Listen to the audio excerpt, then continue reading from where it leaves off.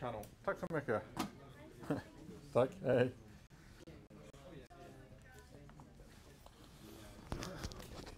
All right. We're on like nothing. Everything's working nicely, just as we think it would. Of course. So, very welcome to this last lecture in our series of 3 concerning the web technologies. And this last lecture will be mainly about Angular, but we will also talk a bit about Firebase and how to connect all of these. And in the end, we will end up with a hosted solution that's using this Firebase service for backend. As I said last time, Angular is a single-page application framework, which means that it creates one complete finished HTML page, so to say, with loads of JavaScript and stuff like that, and it sends it to the client machine, which works with it and only contacts the server whenever it really needs. At first glance, I should say Angular seems fairly complex with loads of different stuff to do, but after a while you begin to see the logic and it gets easier and easier to use. At the highest level we have about 4 concepts, and we are going to look at each and every of these. The first one is components, and components is, one could say, part of this view that we have. So as this is a single page application, it will be divided into different parts that we can change and jump between and so on. And therefore each of these components that we're going to use is one of these parts that we put onto the screen at different times. It will be, when it comes to Angular, a class written in TypeScript, and it will have a associated HTML file, and it will have a CSS file associated to it as well. So the logic will be inside of the TypeScript class, whereas the other things, well, work as usual, and we will have some communication then between the different parts so that we can put data, for example, into the web page, the HTML page. We also have directives. Directives are little thingies that we give most often as attributes, but also as elements that give some extra meaning or additional meaning to things. We'll see several examples when we look at ng-for and ng-if for loops and if statements, basically, that we can have put in our HTML connected to whatever's in the class. Routers handles navigation, so we need to be able to navigate between different parts so that we have the correct data up and visible. And as I said, we define the views using components, but we use routers in order to define different URLs where this information will be visible. And we also have services, and services are basically non-GUI classes that we can inject into other classes, the components basically, which make some kind of business logic or backend logic. So these are the classes that we use mainly to have contact with a database or whatever service it might be that we need. I really recommend to have a look at the quick start guide on the Angular side, and in order for all of this to work you need to have Node and npm installed as well, but there's plenty of instructions on how to do that if you by any chance don't have that already. One of our best friends when it comes to Angular development is the Angular CLI, or command line interpreter, which will help us to create, set up all the different parts in our project. So just to create a new project, ng didn't feel right. ng new and then the project name, and it will help us to set up, download, fix everything that's needed. And a bare bone Angular project that we've started up like this with the Angular CLI will be roughly 400 megabytes. That's not all the stuff that's going to be lifted up to the site later on, but it does download and install quite a lot of stuff for us that we might need. But it does it for us, so we don't need to do anything else. And then it also contains a development server, the Express server. So ng-serve will basically serve this, and we will get to that later. But we can open a browser at localhost 4200.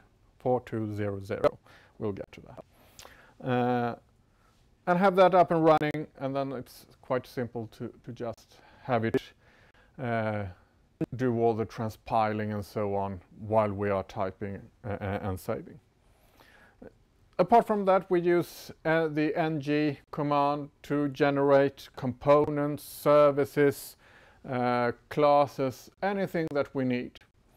So, for example, to create a component, ng generate component and then the name of the component, and we'll set it up in a separate folder. I say here that we still need to add it to a module, but actually now with the release 1 of Angular CLI, we don't need to do that. It will set it up in the root module for us. A great tool that needs to be installed with npm, but we will need it in order to be able to use Angular. And as I said, quite a lot of files are present to start with. So if we just go into our freshly made project, we will see that it has E2E, node module source, and a bunch of other stuff in the root directory. We will mainly be inside of the source here, where we can add our components and do all the stuff that we need to do. But we also see that the node modules, which is 888 objects right now, that is a place where the Angular CLI places all the modules that we might need until we compile it for production. There's also a few other files that we basically don't need to touch that much. So the fun thing is inside of the source directory, where we have, for example, app, which will be our first component, assets for images and sounds or whatever you would like to have, a few environment files down here. We'll look at those later, and then the usual stuff. The index HTML, which will be the file served, is basically just a placeholder for all the other code that's going to be generated later on. Notice that we have a few things called spec, and you'll see later on that all components will be generated with a spec file as well, and that's for testing using the Jasmine framework. We have a high-level styles.css, which is a place where we can put global styling if we need something that should be available everywhere. Other than that, we will do most of our work inside of the app folder. So I'll go through the different parts of an Angular project, and as I said, to begin with, it might feel a little on the complex side, but just bear with me and look back at it later on, and you'll see that there is a logic in this. One of the key concepts is that of modules. So Angular makes it possible for us to create modules for different parts of our project. I would guess that most of the projects that we do will have just one root module and that's it. But you can also divide things into different modules that are logically together. Well, say hello from us all. And these modules are classes decorated with the @ng module, stating clearly that this is a module. And the root module is called appmodule.ts. All the files will be TS files for TypeScript when it comes to the programming part. There's also a file called main.ts, which is the file that's basically the main. But we don't do anything in this one. We just let it run. That's the starting point, as most often in programs today. But the module file is, or the module that we have, the root module, is interesting because we needed to export, import, and provide other parts for the things in this module. As this is a root module, anything that we put into this one will be available for all different modules. To begin with, we don't have very much in them. We can just look at the main.ts. You look at it once and you say, yeah, that looks nice. And then we work more in this module file, for example. And this is standard TypeScript, so these curly brackets for telling what things to import from different parts. So these are actually folders in node modules directory. We import the app component, which is a component that gets generated to start with, and it declares this one, imports the browser module, doesn't provide anything, and it bootstraps app component so that it starts with this one, this app component. Later on we will add a lot more things to this file, and for each component there will be a new declaration, and later on when we get to services we will provide these as well, but we'll get there. This export class module, export means that it should be available for other classes to use as well. So app module is the most important module for us to begin with, at least. And after that we will have a number of components that we will work with, components that will be the view that we see, and these are divided into a class, a HTML file, and a CSS file. It is possible to do everything inline in the TypeScript file. However, best practice is of course to have HTML in a separate file and CSS in a separate file, and that's the way that Angular CLI will set it up for you. As I said, a spec file as well, but that's for testing, and we don't look at that in this lecture, but you should really have a look at how to test with Jasmine as well. So every new view will have this set. It is a class, so this TS file here is a class, and that class tells us where the rest of the files are. And it also has something called a selector, which is the element or the name that we use in order to say that, well, here we are going to place this component or this view. And it also has all the logic. So let's have a look. This is the first one, the one that gets generated by default. It imports component because it is a component, so it has this component annotation. And apart from that, we have this selector app root, meaning that whenever we see the element app root, this will be served. And what is going to be served? Well, this component part over here states that we have a template URL, which is this one, and we have style URLs, which are comma separated here if we like. So we can have several of these CSS files for this one if we like. There's also, as I said, a version without URL and URLs, where we can inline put all of this, but this is a much better way. Down here we have the export class and the class name, which is app component. And in here we have all the logic that we are going to use. In this case, it only defines a variable called title and gives it the value app. Okay, the app component HTML, the generated one from the CLI, which we will just delete later on, looks like this. It has a nice Angular logo, some text and some links and so on. Notice over here, welcome to title. We remember title from the previous slide in the class, but we'll talk more about that later on. But this is what the view looks like. So the component with the HTML, it doesn't have all of this header and title and stuff like that, because that's in the index file.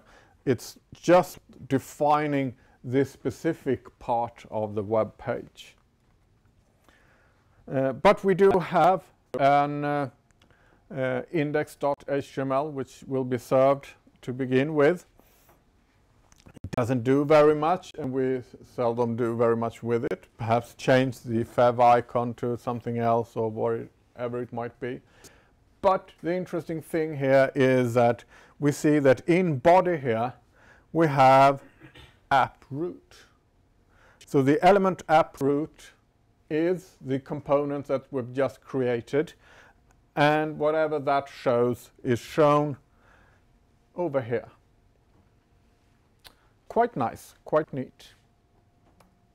And this is what the default thing looks like to begin with. So nice little logo, welcome to app, and tour of heroes and stuff like that, links. Good? That was the beginning. Let's dive into this and make some changes. You notice that it says welcome to app over there, and if we go back here we see that it says welcome to title over here with these double curly brackets, and if we go back one more we see that title here is defined as app.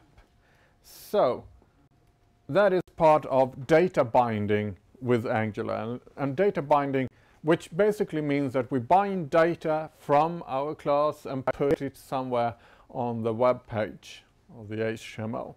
And we can do that in 4 different ways. What we saw over there is called interpolation. It basically just takes the value. We can have property binding, so we have some sort of property that we bind to a value. We can have event binding with curly brackets instead, and we can have two-way binding using ng model. You will see these from time to time during the lectures, but just remember that whatever you see and wherever it is, it's about binding the data between the different parts of this Angular component.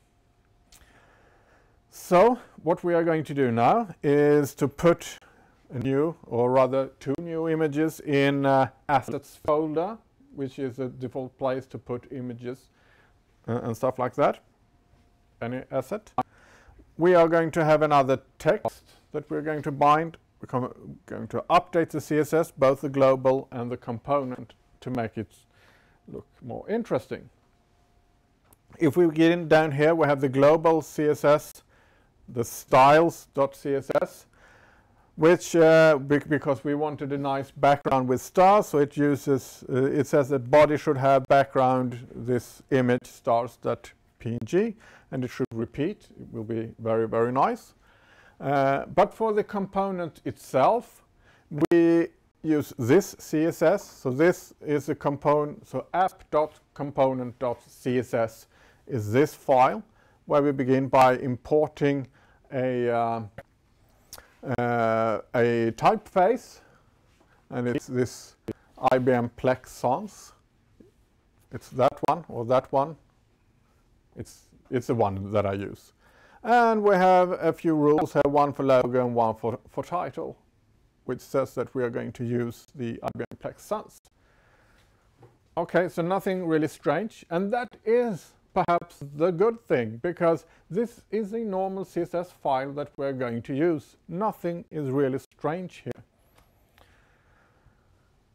When we get to the component class, we don't make any larger changes in this, except that we change title to characters instead. So instead of saying apps, it will say characters. And in the HTML part, this file, we add an image as its Star Wars logo, PNG, and so on, using class logo. And over here we have a span with interpolation for getting the title. And the title will be characters. This is the glorious page in color. Black, white, and yellow.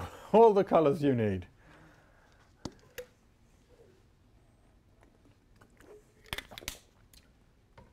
It can only get better, and it will be better. As soon as we've said ng serve, it will compile this, transpile the TypeScript parts to JavaScript, create a webpack, and put it on this development server. And when it does that, we can go to localhost 4200, and whenever we make any changes to any of the files and save, it will automatically update the web page and do all the transpiling and whatnot that we need to do. So as long as ng-serve is up and running, so it should just be running, we just need to save to get further. But let's make this a little bit more interesting. Directives, attached metadata to classes, component is also a directive. What it does is that it makes changes to the DOM tree according to certain instructions. So there are structural and attribute directives that makes it possible to add, remove, replace parts of the DOM tree, or have some other sort of behavior appearance changes to attributes. Two of the most commonly used are the ng-for and the ng-if, and we will show ng-for now, and you'll see ng-if a little later. So we want to show some Star Wars characters. That's always a good idea. So in our app component, we create a list of characters of type any. That's very bad. We should have a class, or at least use string. But in this case, we use any. And we define it as Darth Vader, Luke Skywalker, and so on. So it's still title characters, and we add this list of characters. In our HTML, we add a unordered list, and we have a list item. And here we have this ng-for, and then this looks something like a for, advanced for. So let's chr of list of characters. That will be mapped to this list that we have over here, and we just print out chr. What will happen then? Well, we have a glorious list of Star Wars characters, of course. Can it get any better? Just wait for it. Well, quite nice, don't you think? Okay. The idea, though, is, of course, to not do everything in one file like this, but rather to have new components for different things that we do. So we are going to create a component called original list, which will list characters from the original Star Wars trilogy. We do that with ng generate component original lists, and it will put it in a subdirectory under source app, and it will also add it to the root module, which makes it possible to use this like this. So automatically when it creates the component, it imports it to the root module like this. It adds it in the declarations, and we're able to just continue working with the code itself. We'll have to do some refactoring, namely to take out the list. So now, instead of having the list in the app component, we put it here in this original list component. And we see that the selector is app original list like this. We just take the list, put it there instead, and the HTML part we copy and paste, or rather we delete, we cut and paste the unordered list and put this into the original list components HTML. Then we've refactored everything that has to do with the list to its own component.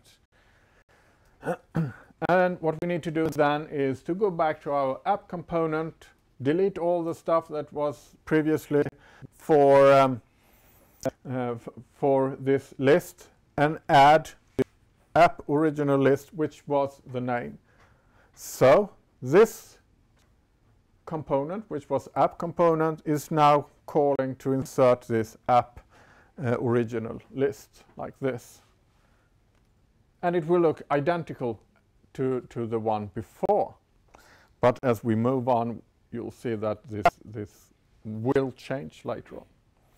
But right now it looks exactly the same, but instead of having everything in one component, we're using two components. That means that we can duplicate this and put it in different places on the screen. However, stuff like lists, for example, are things that might be seen more as business logic. It could be that we really should fetch this from a database or something like that. So therefore, we have these services which are the non-visual parts, basically just working with the backend or whatever it might be. And these services are then injected into the components that need to work with them. So they can be injected into several different components. And because it's injected, so put into use where it's possible, and this is called dependency injection, which is quite hip. And they also choose then to have the annotation to be at injectable rather than service or something like that. So this is something that we can inject to other places. Here we generate it. I put them in a separate folder called services. You can put them anywhere you like. But it's a good idea to use ng generate service because it helps you to generate this with all the stuff that's always there. However, it is not added to the global module, so we need to do that where we like. And the reason for the service not being added to the global menu, to the global module to begin with, is that it might not need to be accessed by all components, but just a subset or different modules of the system. However, in this case, we are going to put it in accessible to all different components. So we add character list service here to our root module. Original list components is already there, but we add the provider characters list service. So then we say that we have a service that's provided for all the different components that are available in this module. And now we move the list away from the component, and we'll put it inside of the service instead. And quite a lot of the service was generated for us. What we do is we see that we have this injectable, which basically means that this is a service. We put our list of characters here, Nothing else has changed with the list. We just put it over here. And we also add a method called getOriginalCharacters that returns this list of characters. It will return this for us. We've put all of this into a service instead of having it in a component. The fun part is when we try to use this in our component, because then we need to import it first, but we also, of course, need to inject it somewhere. And we do that in the constructor of this class. So in this constructor, we say private CHR list, characters lists of service. Then we instantiate, insert, or inject, as the term is, this service into our component. And then this list of characters should call getOriginalCharacters from this service. Just as before, this means that this list of characters will get the result. So from a user point of view, everything looks exactly the same. But we've divided the work into better places where they should be. So the component is for viewing, and the service is for actually being of service, holding lists or doing whatever we like with them. So we've divided the work a little bit better. However, when we move on, we realize that Star Wars now is at least 3 different trilogies. And that means that we need more files like this, and then it means that we need to be able to jump between the different components. And we do that with routing. So routing basically means that we're able to define what components are available here and how to get to them via links. And we do that by adding a library in our root model, or 2 libraries rather, root module and roots. And we in the import section of the root model, we define different paths. And we can have a look at that. Yeah, okay. In a while, we'll have a look at that. So what I've done to the example now is to create 2 additional components, or 3 additional components. One home component which just says welcome, or something like that. And then 2 additional components for the prequels and the sequels. So the trilogy before the original and the trilogy after the original. And we update the service with additional methods for getting prequels and sequel characters. But they look basically the same. You'll see them later on. Now, the routing part makes it possible for us to go to localhost/prequel and see the list of different prequel characters. So, the root module, we see that we add the root libraries. We have prequel, sequel, and home components. And down here in the imports, we add router module for root. And then we say that if we don't have anything, let's go to home component. If we have, in this case, we don't see the slash in this file, but if we have /original, we get to original list component. If we have sequel, we go to sequel list component, and so on. So this is a way for us to add different routes in our application. And it will look something like this. If we go to prequel, we will see Jar Jar Binks. Okay.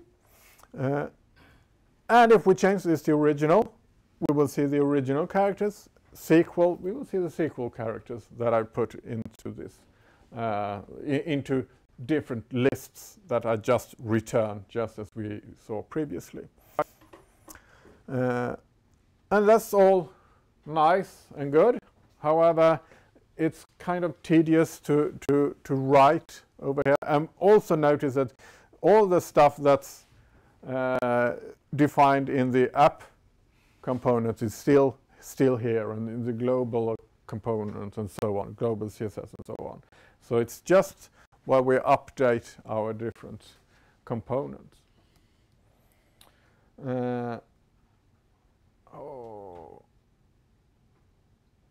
And how's that possible, you say? Yeah, I skipped a step.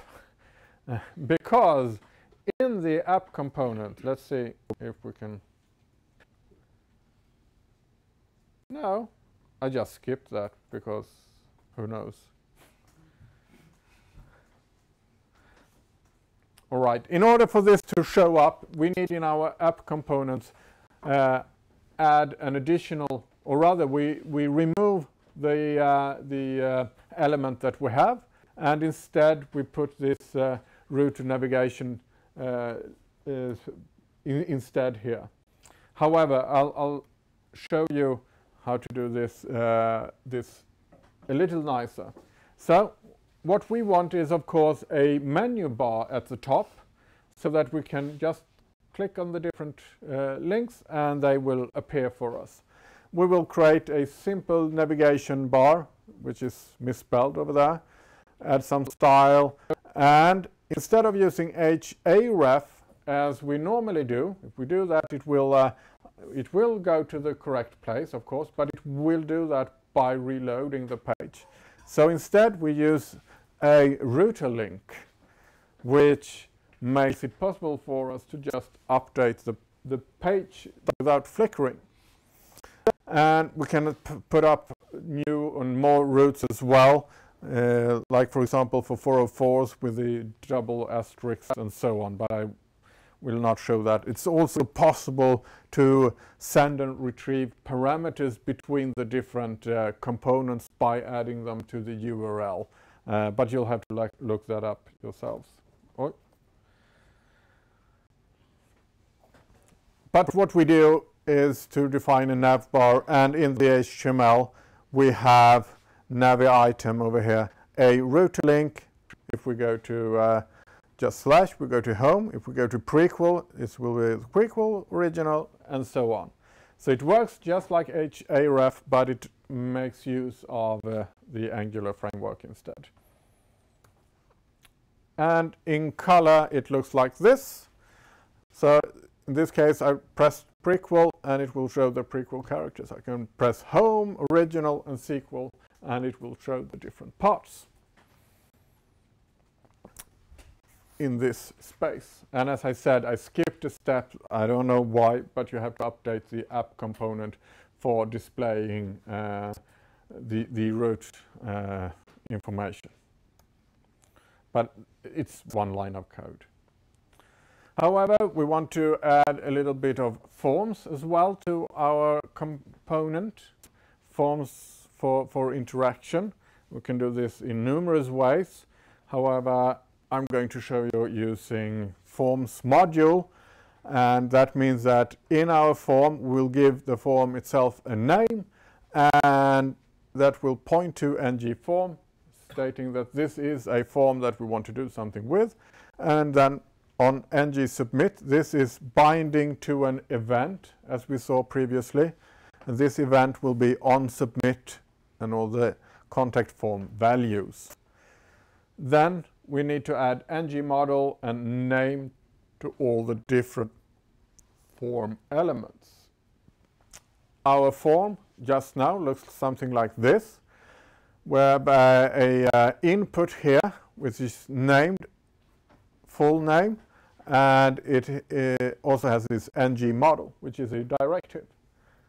That's what we need in order to make everything work together. And for comment down here, we do exactly the same. We have a name and we have ngModel. We don't need to do anything special with the submit, but we have a submit button, which when pressed will make all of this available for the component. To start off, we will just push the data, the object that we create here, to the console. And I show this because it's one of your best friends when developing with Ajax is the console that's available in at least Firefox and Chrome, and probably in all the other browsers as well. In those browsers it's F12, and you can see here when I press the submit button, it creates an object with full name, Lord Charles Clemens, and comment, I will rule the known galaxies, submit to my will. I was having a boring day. And that's a good place to just see what's happening. In real life, we will of course use a service that takes care of this, or we will bind to the attributes directly and all the information directly. The simple code for this component, the important thing here is we have an unsubmit. I also show how to inject a service to this unsubmit, to this contact. We won't do anything with it right now, and I'll show other ways of doing it, but just to show that it is possible to push it forwards. And why not construct a class that holds this information instead, and use ng model to bind to the parts of this class instead. And yeah, a little validation. So we want people to write something in the boxes, and there should be some sort of validation in this.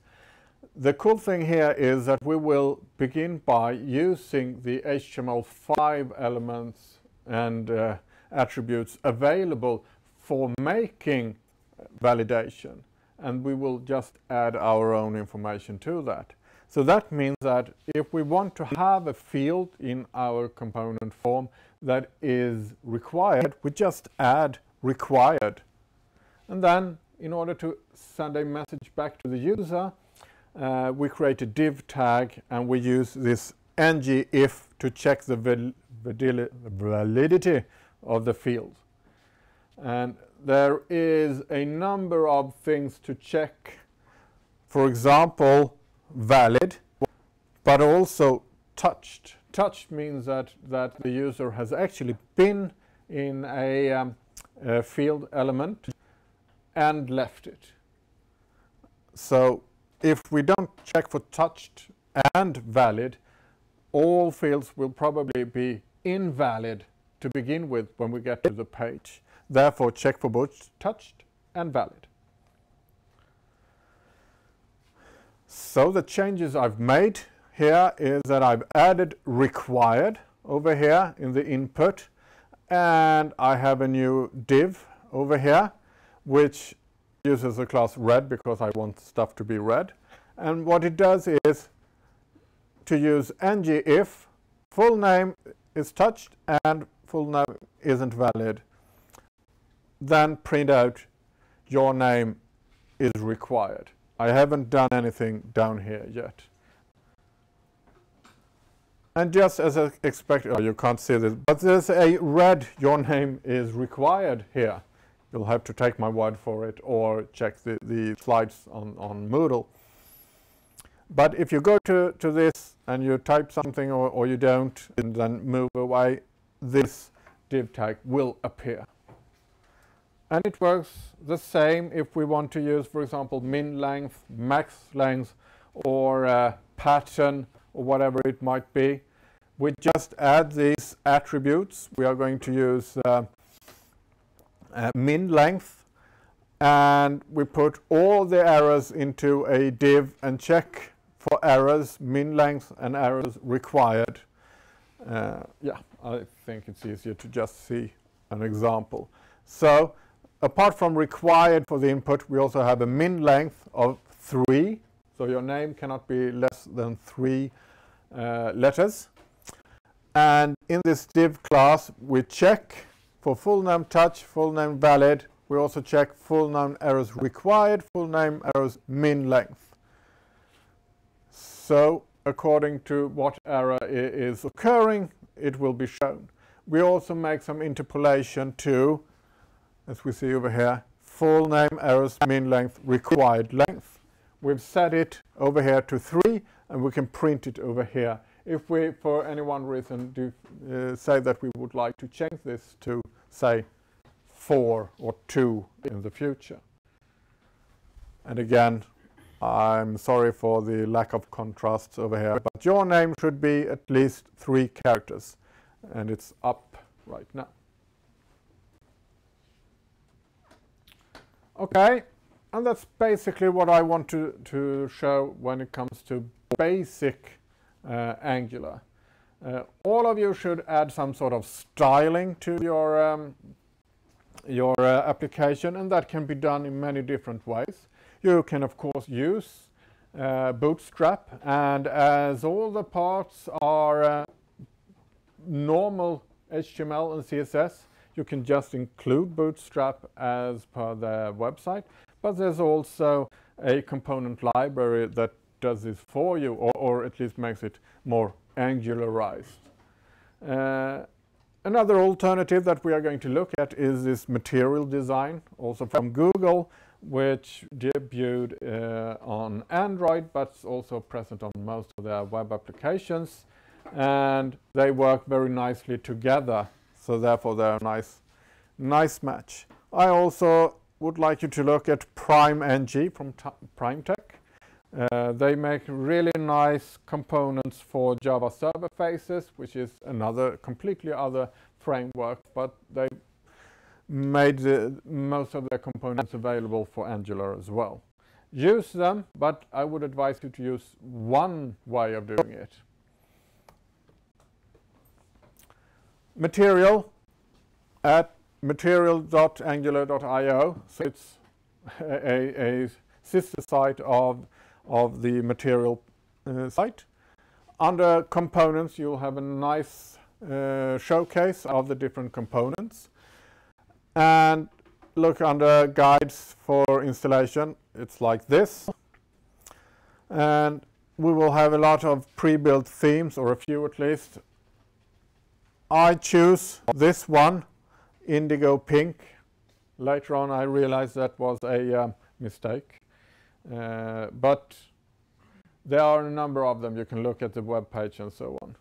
Using material means that all the components that we want to use need to be added to the root module, and also the animation package needs to be added to the root module. You can see really clear and simple instructions on the web page. And for example, for text input, we will now use placeholder for the label of this text input, as that is the way that material works. So the root module adds animations, in this case a button and input, and in imports we have browser animation module, mat button module, mat input module, and that's what we need in order to get this to work. And in HTML we extend, we have an input field, then we have mat form field like this, where placeholder like this, but that's basically what we do. And the same goes for the text area down here, but that doesn't really show. Oh, sorry, the button. We put the rule mat raised button with the color primary, and with a nice arrow it looks something like this, and you can't see it, but it looks really professional. You'll have to take my word for it, but it looks really, really great. It says your name, a red line, and your name is required, and you can type in your red name, and so on. And look here, we have a nicer button down here, which is blue, and you can press it. Yeah. There's a lot more on Angular, and there's so much we haven't touched, like pipes. We haven't done much with animations either, but there's loads of stuff for this to work with as well. And when you're checking for information on Angular, see too that it is for Angular 2+. It seldom matters very much if it's 2, 4, or 5, but it must be 2+ and not Angular JS. If you're lazy and only do one thing, I would recommend that you take this tour of heroes and try to understand that. That's available on the Angular I/O tutorial. It's great. It teaches you most of the things that you need. Codecraft TV has a nice book and free video that's available over here, which you can, if you prefer to read and read and read. And tons of tutorials on YouTube. Many of them are really, really good. Angular is front-end development, and that means that the people doing YouTube videos for front-end stuff, they are also often very good-looking, muscular, manly men doing coding. If, however, you're interested in backend, you will find tiny, pale people doing YouTube clips. But this is front end, so they are really, yeah. You can continue also with Stack Overflow, as always, as a good source. We don't have much time for a break, but would you like 10 minutes bone stretcher, as it's called in Sweden, before we take the last part? Yeah, you look like you need a bone stretcher. 10 minutes.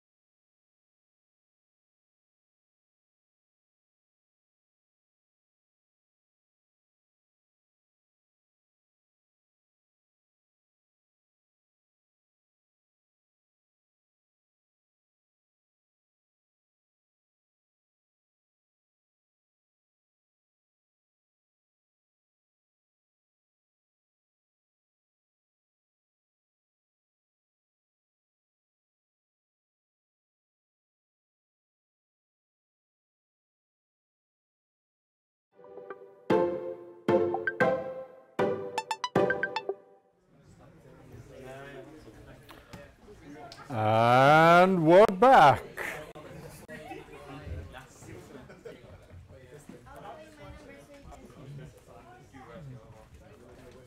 Yes.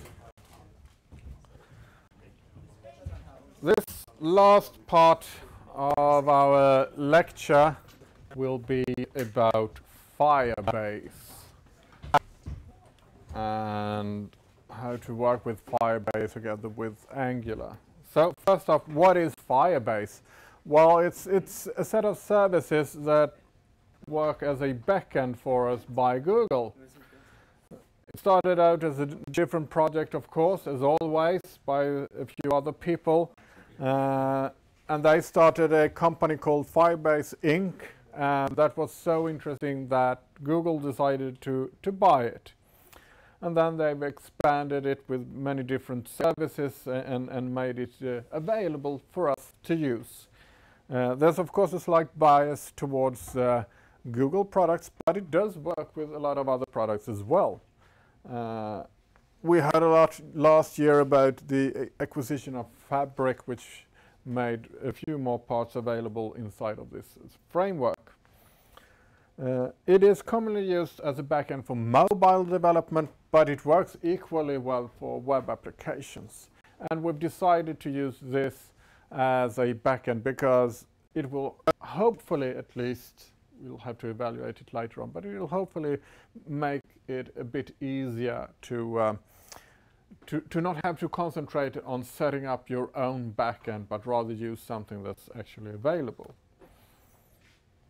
So, what do we have here? We have loads of stuff, and we are going to concentrate on the develop parts. But as it is Google, it has analytics, of course, of your application, crash analytics for stability.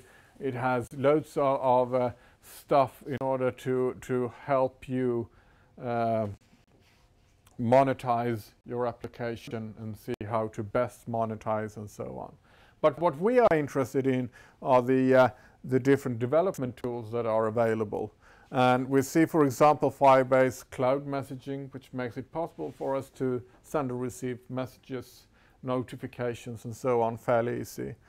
Firebase Auth for authenticating, for example, using Google, but also possible to authenticate using Facebook, if anyone would like to do that today, or Twitter, GitHub, and a few others as well.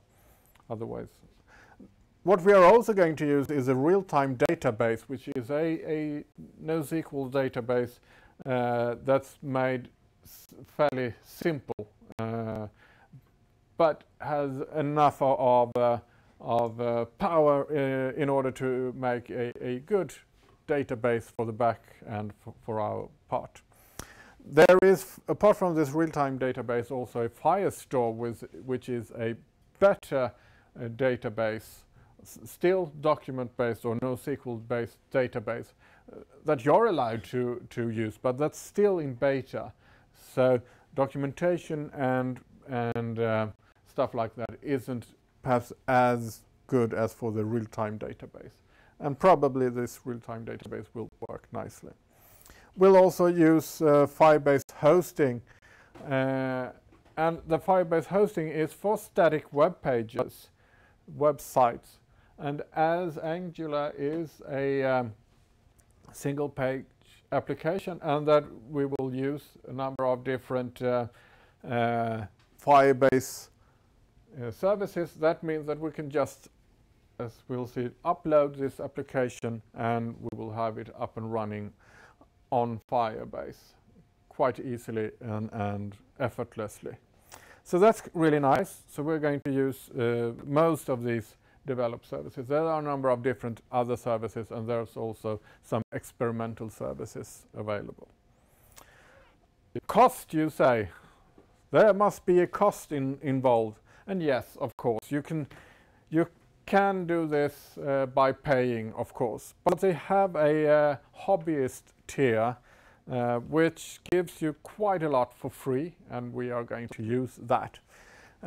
We have limits on our real-time database to store 1 gigabyte of data and 100 simultaneous connections. I think you will have a hard time beating that. That's per month. Hosting, our application cannot be more than 1 gigabyte.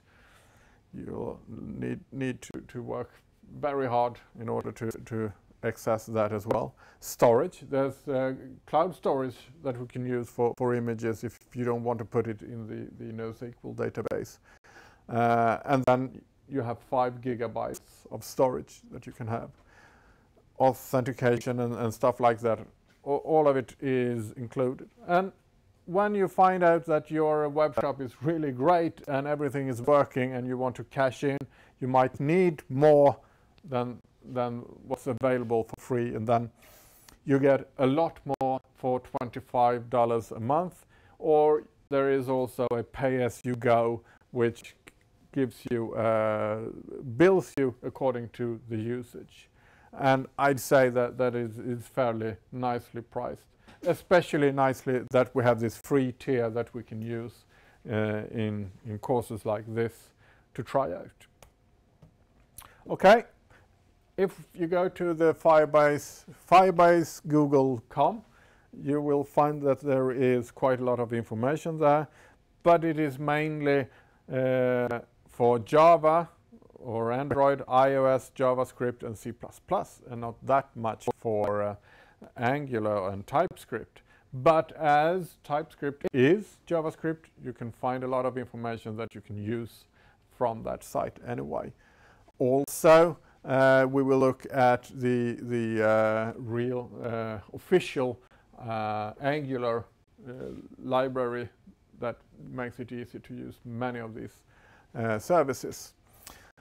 Again, you will need a Google account to use Firebase. So at least one of you in the project needs to have a Google account. You go to a console, it says Open Console, you log in and you create a new project, you choose a name for it, Fire Star Wars, and a region, I use Sweden. We get a unique project ID, which will be used later on, and then you come to a welcome, so something like this.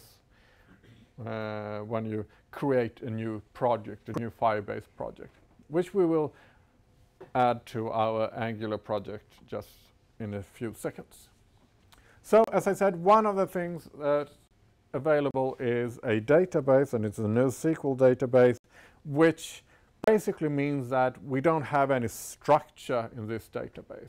It will create a number of rather, as you'll see later on, it uses JSON notation basically. So it will create JavaScript objects that we can get and send up and so on. So it's fairly easy. We have a key and we have a value, and later on I'll show you how to search and so on as well. In the console, choose develop and then database, select runtime database, real-time, database. And it's okay to set it in test mode to begin with. We'll change this later on, but you get a pop-up saying, would you like this in test mode or in authenticated mode? And then we have a graphical tool that will help us to create something like this. I've created something I called original, and then I add numbers over here and values, and we can just... This is how we begin. I will tell you later on how you will probably structure this a little bit differently later on. Over here it says that we are in test mode. So that's basically what that says, and we'll deal with that later on. But as I said, original, and then a number of entries inside of this. And now we are going to use this with Angular. And there is this Angular 2 library available that we just np install like this and save in this. It has a number of so-called observables, and it's observable based, which means that we say that we want to connect to a specific list somewhere coming from this database, and then we just listen to changes to that list. So that means that whenever we make changes in the database, they will appear immediately in our application as well. You'll see more about this later on. We need to do some configuration, and if we go to the console again and to the overview, we can see that we have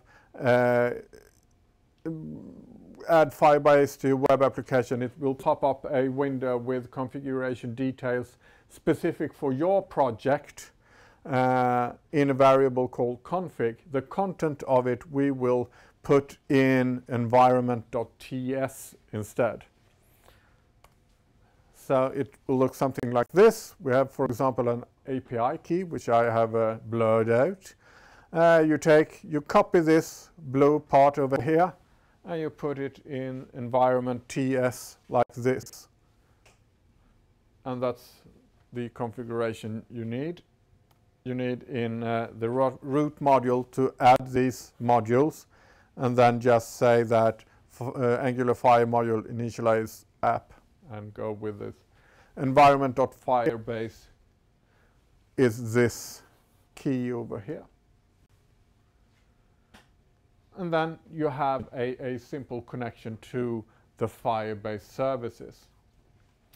Okay, we need to update the components in order to get the information from the database as well. So the first part with the module and so on, configuration, is just to set everything up. But now we need to go to the different components, and we have to add the Angular Fire database in each component that is going to use Firebase. You can disregard this comma, it's copy and paste error. And just as we previously injected our own service, we are going to inject the Angular Fire database into our component. And through the method list, we will subscribe to any changes in the database. We don't need to make any changes to the HTML, and the output will be exactly as before. Notice this is the old service that we don't use anymore, but we add this one, Angular Fire database, and in here, in the constructor of our component, we instantiate or we inject an Angular Fire database called that DB. This DB has a list, in this case of any, on original. We watch the value changes, subscribe to that, and for any items that's available in this list, couple that to the list of characters that we have over here. You can just copy and paste that basically. But what it says is subscribe to any changes to this list. And then it will do that. And the cool thing is that it really is a real-time database. So when you've set it up to listen to these changes, if we go into the console again, and we make an update in the database, we add another entry in the database. As soon as we push save in the console, the subscribing list in the component will notice this, and it will reload the part, the entire list, and show with the additional new entries as well. So that's really cool and makes it fairly easy to create, for example, chat applications and stuff like that, because as soon as an update is made, it's pushed to this list that's subscribing to it as well. One thing to notice is that the entire list is updated, so after a while that can be quite some items. There's another additional way, which is very much like this way, that I will just show because you will see it from time to time. In Angular 5, they are making a push for a more reactive approach, where reactive means basically that we are making more declarative programming than traditional programming, imperative programming. And they use RxJS to implement reactive programming in Angular. And what that means is that instead of saying that we subscribe to specific list somewhere, we say that the list is of type observable. So this means that the list itself is listening to changes. And we just say that the list should connect to these value changes. It makes a little bit cleaner code, I'd say. So the list of characters over here is an observable of any array instead. And that means that we have list of characters being db.list prequel value changes instead. A little bit cleaner. It doesn't matter which way you do it. But you notice that we use the observable from RxJ observable instead. And since that is the way they want stuff to be done in the latest versions of Firebase and Angular, you will probably see this from time to time.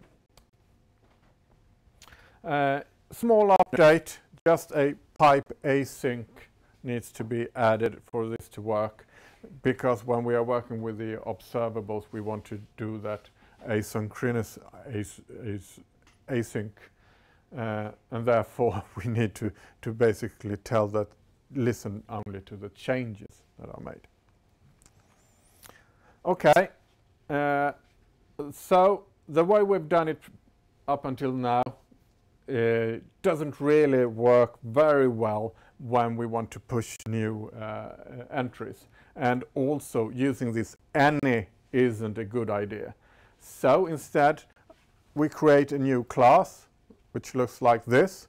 It's Star Wars char in this case, which has name and an era, which will be one of these different prequel, original or sequel. And it has a simple constructor which just creates the object. And when we do it like this instead of using any, we create a new entry in the database by, for this list, just call push. Just as we would in a normal list in Java, for example. But when we do that, we get a push-generated key instead. And that's also because we are going to use objects instead of using any. And that's a good idea. So I would probably recommend you not to create the database manually, but rather create these push-generated keys to begin with. So don't create it the way I did it. Because the push-generated keys will look something like this. Ugly as sin, but they do work. And we see that in this case, for SQL, we've added a few entries like this. And as we see, we all call them, we give them a name and we give them an era.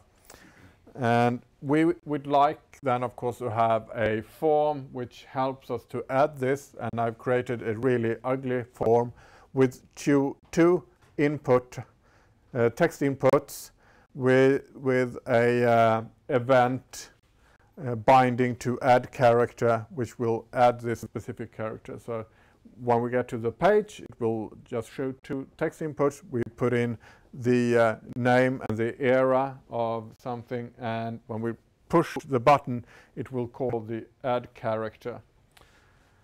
And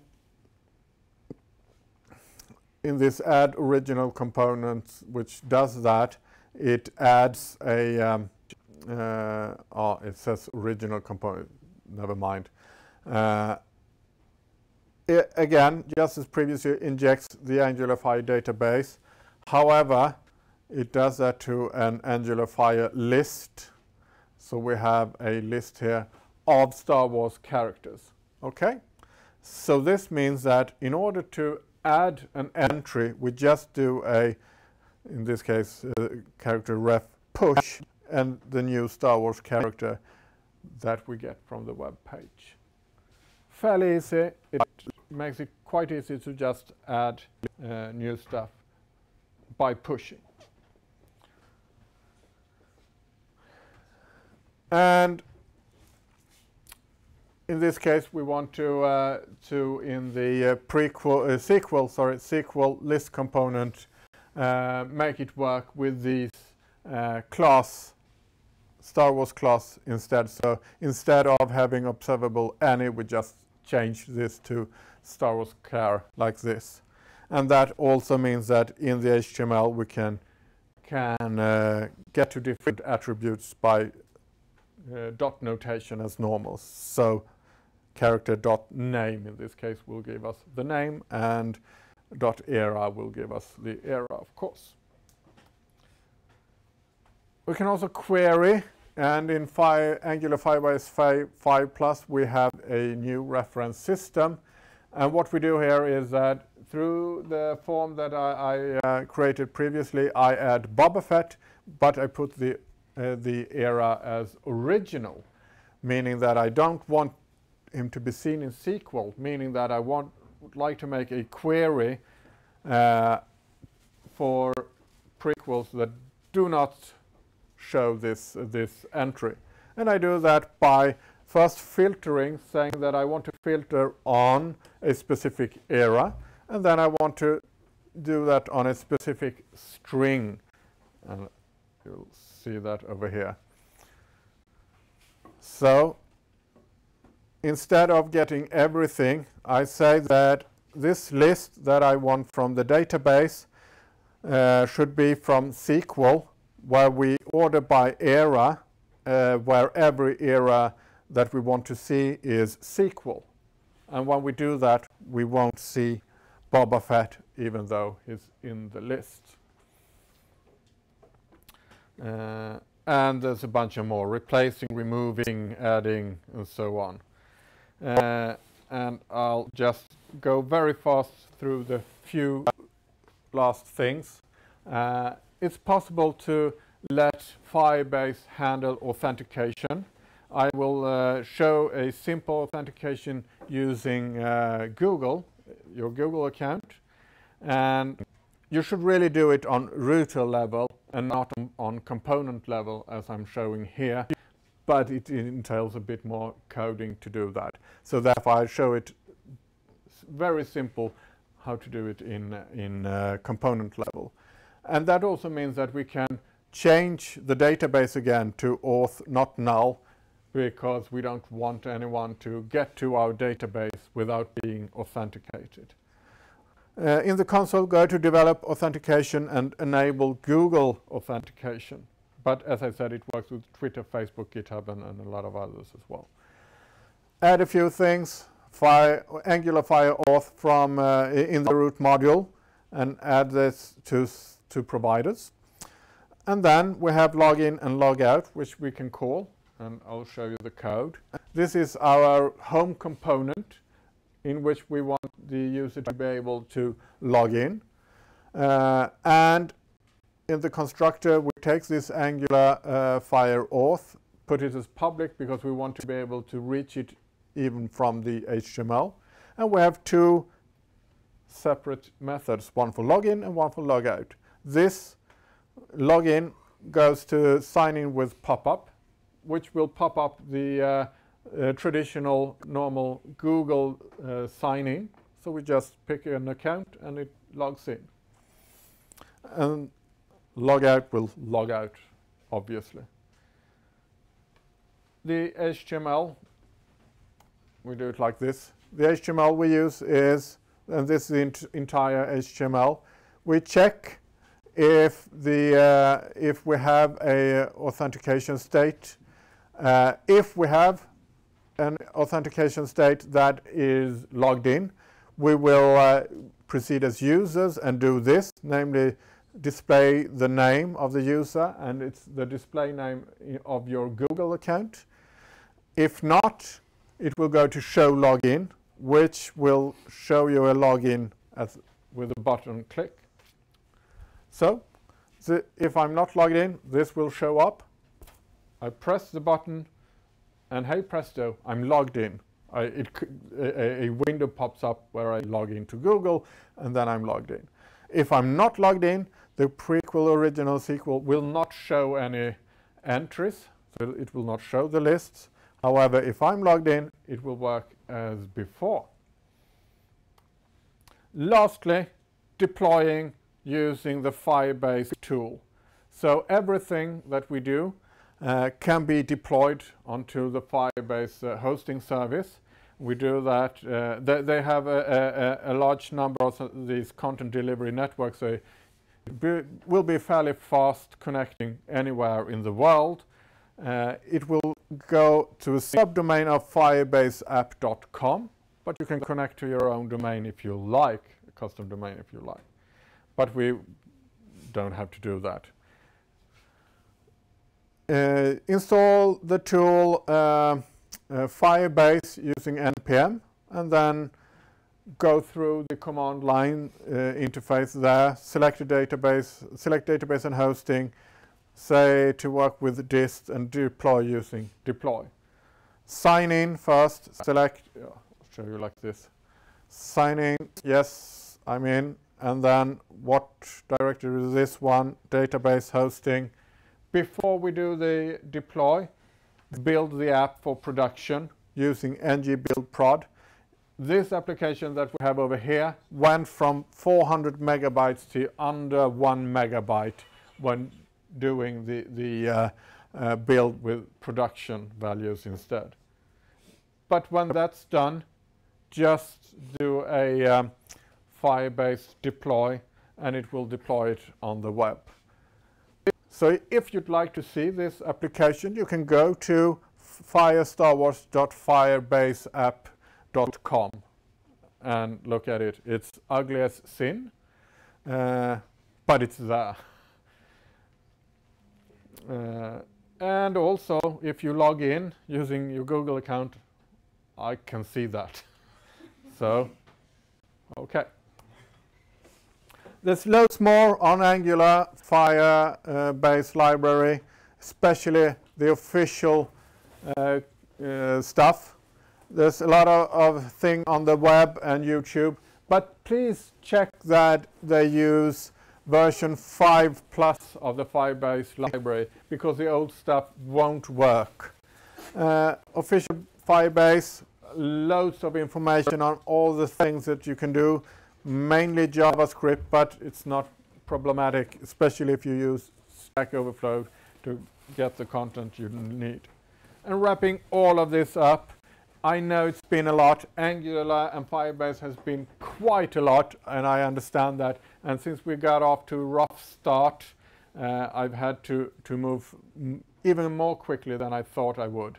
And remember that this is really, really fun. When you get the idea of how Angular works, it's really, really fun. And when you see all the nice services that you get from Firebase and how they work with Angular, this is really cool. But remember that you need to do some studying, and use the time from now and till the project really gets off to do studying. You have 20 hours each week for this course. Use them, please, because you need to do some studying before you start or begin with the project. So please, please, please do that. Other than that, I'll see you at the final seminar, and I will say woo, woo, woo if you show something cool. So please do that. Thank you very much, and have a nice day.